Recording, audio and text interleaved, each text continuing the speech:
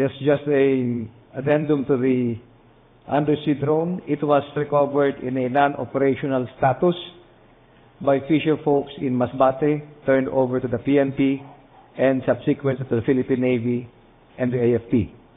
It is currently undergoing forensics analysis, which will last from 6 to 8 weeks. Offhand, I could say that it is bright yellow in color, 3.5 meters in length, 24 centimeters in diameter, and weighs 94 kilograms.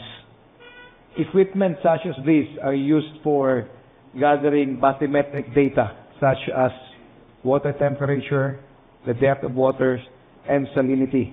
The information derived, bathymetric information derived from this, is useful for academic research, for scientific research, for commercial purposes, and they also have military applications.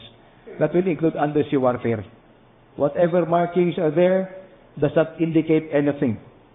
It has to be proven beyond reasonable doubt, hence the long duration of 6 to 8 weeks.